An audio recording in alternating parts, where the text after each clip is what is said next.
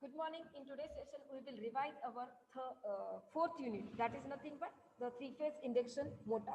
We will solve some numericals. And here we will finish our fourth unit. That is nothing but the induction motor. So here we are saying induction motor is nothing but mechanical converter, because if you see, this motor is the AC motor which will uses the electrical energy and which will convert that energy into a mechanical energy. So we can say induction motor or a AC motor or a electrical motor. This is the electromechanical energy converter which will uses electrical energy and convert that electrical energy into a mechanical energy. And here the mechanical energy can be used to perform a work that can be a mechanical. So we can use that to work, such as we can use that energy to rotate a pump impeller, to rotate fan, blower, driving compressor, lifting materials, etc. Because here we are supposed to use the electrical energy and we are converting that into a mechanical. So there are two types of electrical motor. These are nothing but AC and DC. But here we are supposed to study about the induction motor. So this is the AC motor. So two types of electrical motor are AC and DC motor. In DC, already in the third unit, DC machines, we have seen about DC motor as well as DC generator. DC motor, there are two types: separately excited, self-excited. If we are giving the separate power supply to the armature and the field winding, we are saying that as a separately excited. And if we are giving power supply to the armature winding and it will give the power supply to the field winding, at that time we are saying that as a self-excited. So in self-excited, we have seen about the series and the shunt. But actually, there are three types of the self-excited: series excited, compound self-excited, and the shunt self-excited induction motor. Here in our fourth unit, we are supposed to see about the AC motor. So there are two types of AC motor: synchronous and the induction. Synchronous means what? If it is changing the synchronous, output is changing synchronously with change in input. So here we are supposed to talk about the induction motor. So there are two types: single phase and the three phase induction motor. But our syllabus only includes the three phase induction motor. So here we can say we can use the induction motor because it is having lots of advantages, because we are using the induction motor most commonly in the industry. It is having the simple design. If you talk about its cost is very less. So we can say it is inexpensive. Only Rishi, you have joined. Other students don't know, but they are supposed to join. No?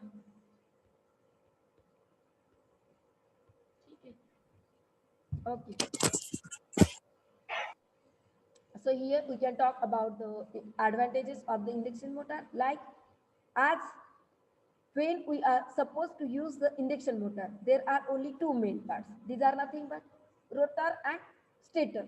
So in stator, we are supposed to use stator frame. It means it will be the outer covering. After that, we are supposed to use stator winding and stator core. And at the rotor, we are supposed to use rotor core. So here we are saying on the description of the rotor, there are two types of the DC motor. These are nothing but squirrel cage and the slip ring induction motor. So here, if we see, all are having the locals. So we can see induction motor is inexpensive. And here it will give us higher power to weight ratio. If you talk about its maintenance, it is easy to maintain. And here we can give the direct power supply to the three-phase induction motor. So we can say there is a direct connections to the AC power source. These are the some advantages of the three-phase induction motor. You can see here the some. Gaika, please mute yourself. So if we are talking about its constructions, you can see its coaxial view. It means what? Here you can see it is the part of the AC motor. AC is nothing but three-phase induction motor. So here, this we can call as a shaft. On shaft, if you see, on shaft we are supposed to use here bearing. If this is the slip ring, and in squirrel cage there is no need of the number of bearings. But in slip ring, you will be required the bearing on the both side of the rotor, because this is the rotor and you can see here on the both side there is a bearing. After that, we are supposed to use here the fan, because inside the stator and outside the rotor there will be a fan for the cooling purpose to come the air. So here we can see this is the stator, this is the stator frame, this is the stator winding. Kaikar, please mute yourself, don't disturb the class. Here, this is the stator frame, or you can say as a yoke. This is the non-drival side and it is the drival side. Non-drive end, you can say this is the drive end. So these are the parts of the AC or the three-phase induction motor. So we can say induction motor will work on the transforming action. And here we are supposed to use the stator as well as the rotor. It means what? The main parts of the induction motor are the two parts. It will consist of main two parts. These are nothing but stator and the rotor. So here stator will work as a primary and rotor will work as a secondary. So we can say this type of induction motor as a asynchronous induction motor or asynchronous AC motor. So here we can see about its construction. It will consist of mainly two parts. These are stator and the rotor. So we can say stator will be stationary part and rotor will be the rotating part of the three-phase induction motor. Firstly, we will talk about the stator.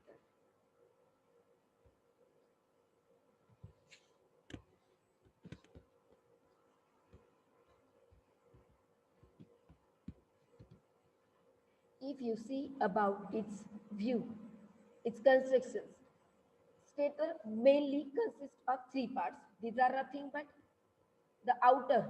This is the stator frame. This is the stator frame.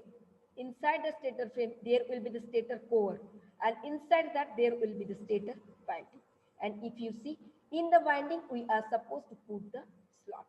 So here, you can see the diagram, how we are making the stator of the three-phase induction motor.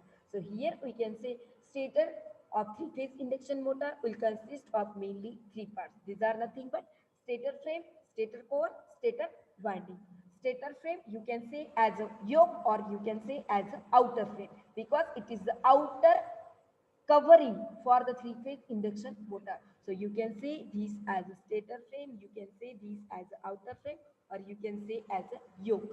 So it is the outer body of the three-phase induction motor. It will give the mechanical support. It will give the mechanical protection to the assembly of three-phase induction motor. It will protect the inner part of the three-phase induction motor. You can write here machine or a motor, because here only we are supposed to study about the motor, not a generator. और machine मतलब क्या होता है? एक तो motor होता है या फिर generator होता है. But here we are supposed to only study about the motor. Now we can talk about the stator core. It will build up of a high-grade silicon steel, and it will carry the alternating magnetic field.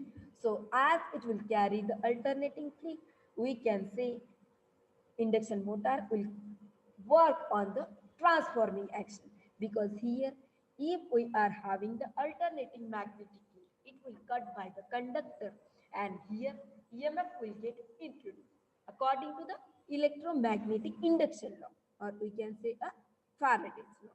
So here now we can talk about the stator winding. It will have three-phase winding, because we are supposed to study about the three-phase induction motor. So in the winding, that winding will be also a three-phase winding. So now we can see about the rotor. The secondary part of the three-phase induction motor is nothing but it is the rotor. So here On the construction of the rotor, there are two types of rotor employed in the three-phase induction motor.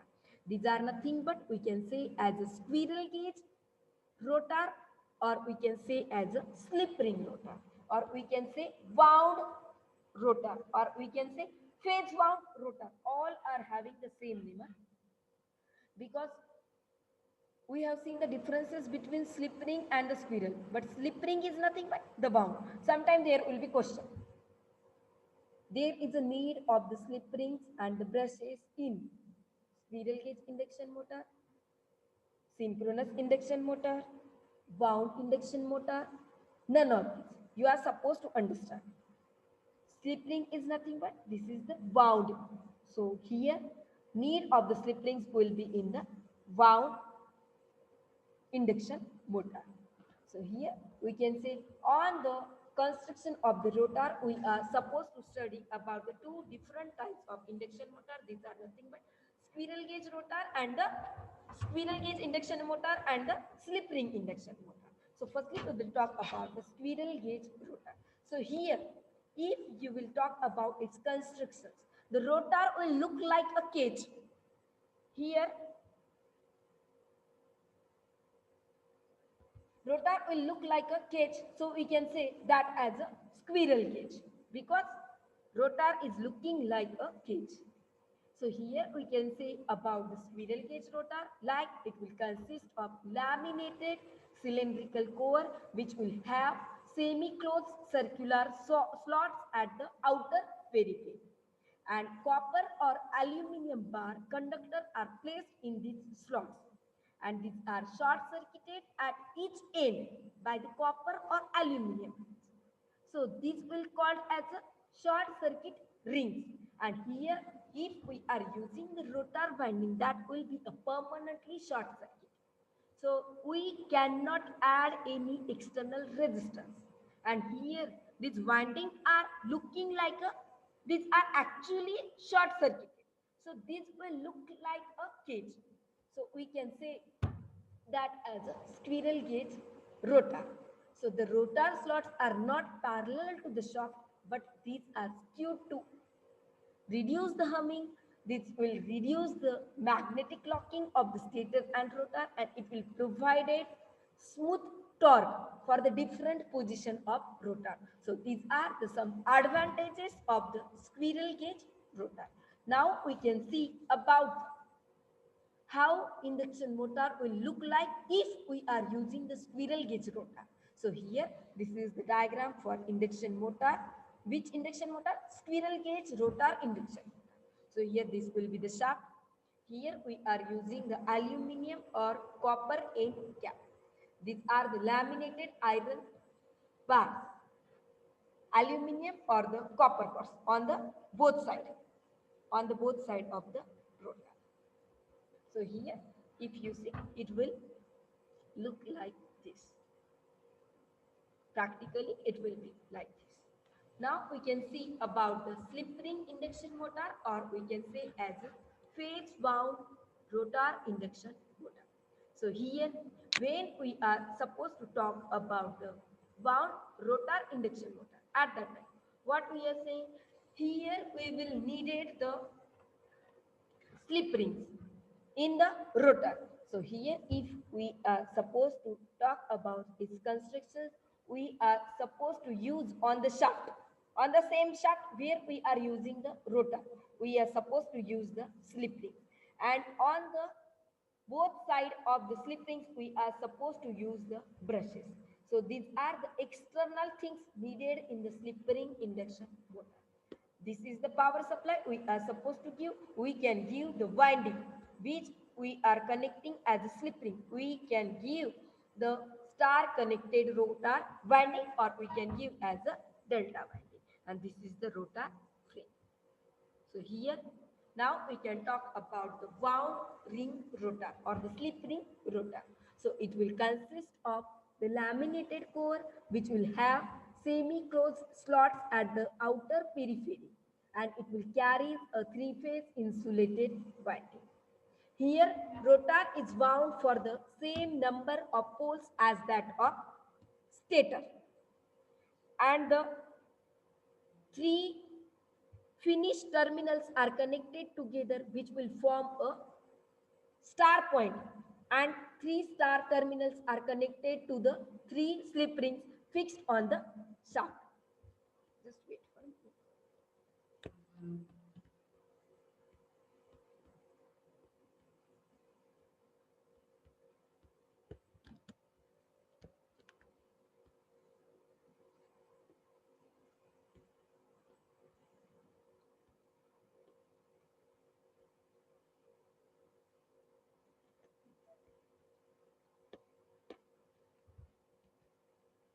So if you see about the slip ring induction motor, these are nothing but the slip rings on the same shaft where we are using the rotor. So we can say about the slip ring induction motor, there is a need of slip rings which we are putting on the same shaft where we are locating the rotor, and on the both side of rotor there will be needed bearings. So we can say its construction is complex as compared to the squirrel cage. It will require regular maintenance for the slip rings. So these are the some disadvantages. And if we are talking about the advantages, we can say we can use the slip ring induction motor where we will require higher starting torque. Now we can see about the principal operation of the induction motor. So here we are supposed to give the power supply. So how we can give the power supply? Firstly, we will give the power supply to the stator. So when we will give the power supply to the stator, at that time rotating magnetic field is set up in the stator when we are giving the three-phase supply to the stator, and the stationary rotor will cut that magnetic field due to electromagnetic induction or due to Faraday's first law. EMF will get introduced in the rotor conductor because this is the basic electrical law. So here EMF will get introduced. Why? Because when we are giving the power supply, magnetic field set हो रहा है, and as magnetic field get created, it will cut by conductor. So here EMF will get introduced, and here we can say as the rotor conductor is short circuited, current will flow through and it becomes a current carrying conductor in a magnetic field, and it will start to rotate. Now we can talk about some mathematical terms which we will get in the principle of operation of three-phase induction motor. So when we are giving the power supply to the stator of the three-phase induction motor, at that time electric rotating magnetic field will get created and it will cut the rotor conductor. So according to the electromagnetic conduction, EMF will get introduced, and here induction rotor will rotate at a speed, capital N. So here we can say the induction motor rotor will rotate at a speed less than synchronous speed. Synchronous speed we are denoting by capital N suffix S, and rotor speed we are denoting by capital N. So we can say induction motor का speed जो होता है synchronous speed से कम होता है, तो we can say capital N will be smaller than ns, and the difference between ns and n is called as a slip. So here you will get bit how we are supposed to understand these equations. Here we are saying the value of n is always smaller than n is. So when we are talking about the slip, you are supposed to take the difference between these. How we can take the difference? We are talking about here slip. So its value will be positive because it is giving the percentage. How? The percentage of speed. Which speed? Synchronous speed with the rotational speed. So here we can take The slip is nothing but the difference between synchronous speed and the rotors. So we can take as ns minus n.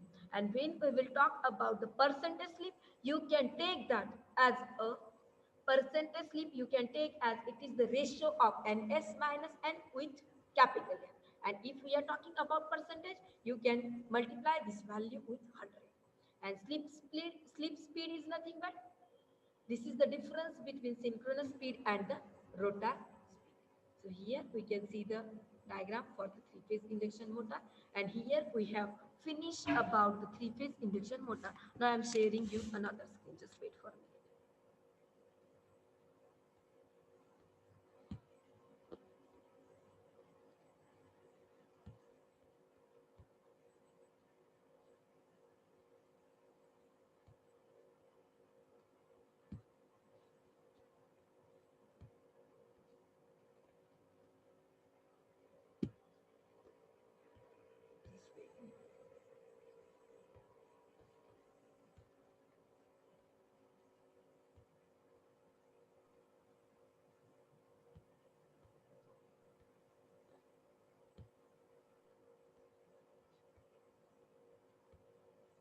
My screen is visible to you? Yes, ma'am. Okay, we will solve one numerical, one to two numerical. So if there is a question like a six pole, it means what? Number of pole. Three-phase induction motor will develop a power. So this will be the mechanical power, 22.38 kilo. It will include mechanical loss. So we can take that as a capital P suffix ML, matlab mechanical loss power. At that time, they have given at a speed of 950, sorry, the 950 rpm. So this is the rotor speed on the 550 volt. So this is the given voltage. You can take as a V or you can take as a E. Frequency 50 hertz. The power factor is 0.88. Power factor is nothing but cos phi. You can take cos phi as a 0.88. Calculate for this load slip, rotor copper loss. Slip matlab small s equal to question mark. Rotor copper loss. This is nothing but P suffix Cu. Total input. If stator loss are the stator loss they have given. So for that you will be required the power flow diagram. How we are taking the power flow. Here is the power flow diagram. There is no, okay. We have seen but in the previous session, if you remember, when we are giving the power supply, we are giving to the stator. After that, there will be some stator loss and it will be given to the rotor. After that, we are saying that as a rotor power, but rotor will cause some as a copper loss and some will cause as a mechanical loss and some will go to the shaft to rotate the shaft like that. So here all the values they have given, we are supposed to find the efficiency. Efficiency means nita, the line current, IL, the number of complete cycle of the rotor electromagnetic force per minute. Here we are supposed to find the number of cycle. We will solve one by one. Firstly, we will see we are supposed to write the given values. We can write given the values which they have given. You are supposed to write as it is. Now we are supposed to find slip. We are having the formula for slip, two equations. If we are supposed to find slip speed, you can take ns minus n. If we are supposed to find if you are supposed to find slip, we are having another formula, ns minus n upon ns. So here we are having the value of n, but we are not having the value of ns. So firstly, we can derive the value of ns. You can firstly write this equation. Again, you can write, but ns equal to 120 f upon p. F we are having, p we are having. You can write 120 into f. F they have given 50 hertz.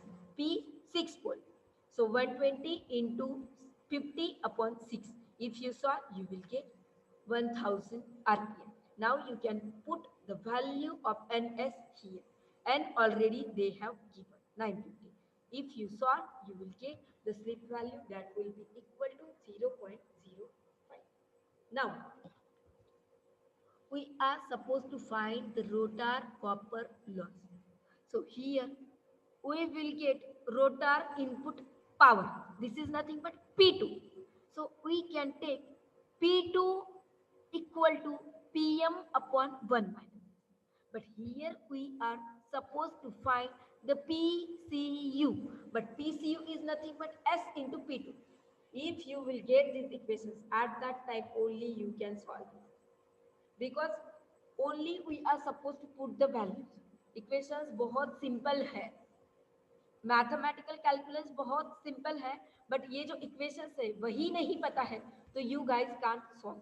So you will require how we will get PCU equal to S into P2, how we will get PM equal to P2 into 1 minus S. These equations already we have seen, and we have seen the thoroughly. So you will understand. You are supposed to understand. You can write these equations on one page, and after that you can solve. And how you will get? You are supposed to understand the power flow diagram, which we have seen in the previous session. I will share the PDF. You can see the power flow diagram. You can see the equations. If you will face any issue, you can ask me in the college time. Okay. So here you can see here when we are talking about the rotor copper loss. This is nothing but PC. But for that you will require slip value. Yes, we will have slip value because just we have solved. We will require P2. This is nothing but rotor power. But we don't have the P2. But we can calculate. We are having the mechanical power. We are having this value of slip. If you put, you will get. So you can put the value of rotor power, and the P2 is nothing but rotor power. So this is the input power to the rotor. And when you will give the input power to the rotor, at that time some power will get lost to the rotor loss we are saying. So that is nothing but the copper loss. So you will get that value as a 1.17 kilowatt. Now we are supposed to calculate total input power. How will you get? We are giving the input power. Some is given to the stator loss and some is given to the rotor input power. So we can take P in equal to P2 plus stator losses. So here we are having the P2 value. We have solved here 23.55. We are having the value of stator loss. We can put that. So you will get that value as a 25.55 kilowatt. Now we can talk about the efficiency. You will require output power upon input power. Input power just we have solved. For output power, you will be having the equation Pm minus Pm here. Both values they have given Pm minus Pm here. If you solve, you will get. If you are writing, you are putting the value of P out and P in these equations, you will get the efficiency. Now we are supposed to find the value of line current. We are having the equations for input power in the form of line voltage and line current. How we are having P in equal to square root of 3 VL IL power factor cos phi. So we are having the value of input power, we are having the value of cos phi, we are having the value of given voltage 550. We can put this value. If you put, there is an equality sign. Here one equality sign will be required.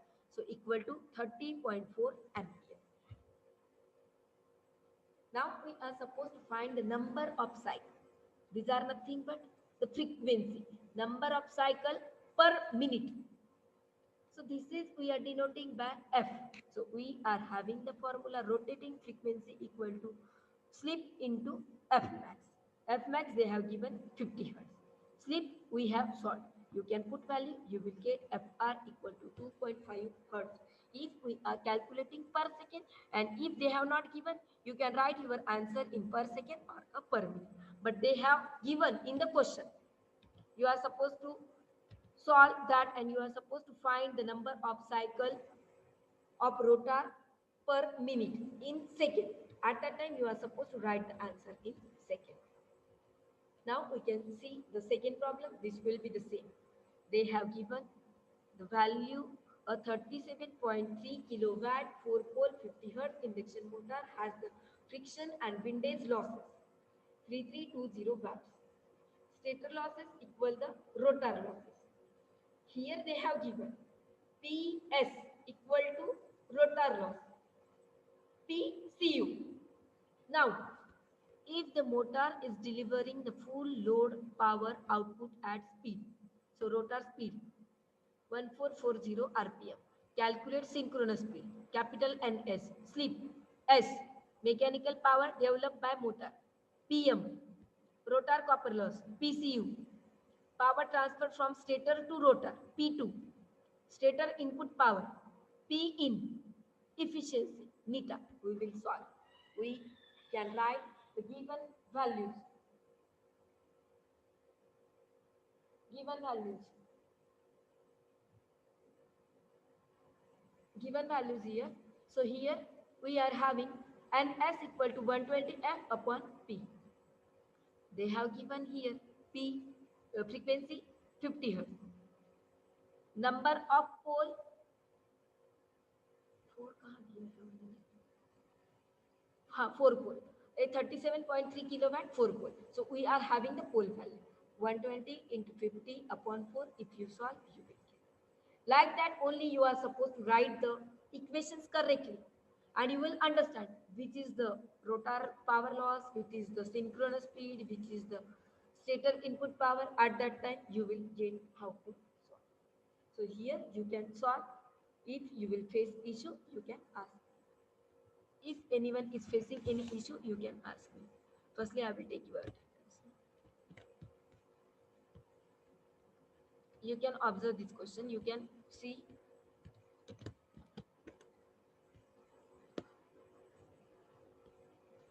So here, if we are supposed to solve here slip, we are having ns minus n upon ns. Ns we have just solved. N already they have given capital N 1440. 1500 minus 1440 upon 1500. If you solve, you will get 0.0. You can write or you can write in the percent. Mechanical power developed by motor, PM. PM equal to, because we are having output power, P out equal to PM minus PML. So you can take PM equal to P out plus PML. P out, PML they have given. If you put, you will get value as a 40.62 kilowatt. Rotor copper loss. Sometimes they will give rotor copper loss, sometimes only they give rotor loss. You are supposed to understand rotor loss is nothing but copper loss, PC. So we are having the PCU upon mechanical power equal to S upon 1 minus S.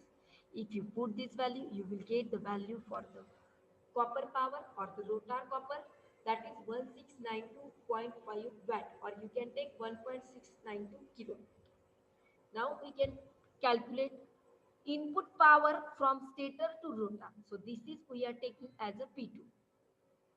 That will be equal to mechanical power plus P3, the rotor loss, and mechanical power which we will use to do mechanical work.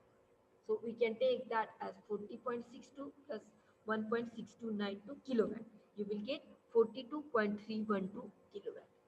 Now we are supposed to find input power, which we are giving to the rotor and which we are giving to the stator loss.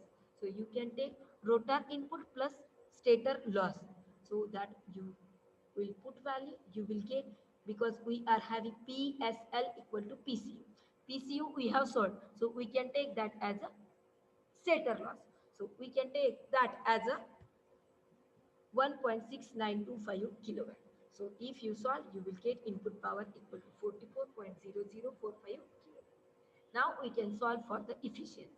Output power upon input power into 100. You will get output power, you have input power, you can solve, you will get. Here we have finished the new method.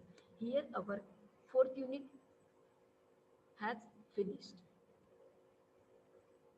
Okay. If anyone is facing any issue, you can ask. Otherwise, you guys can leave now.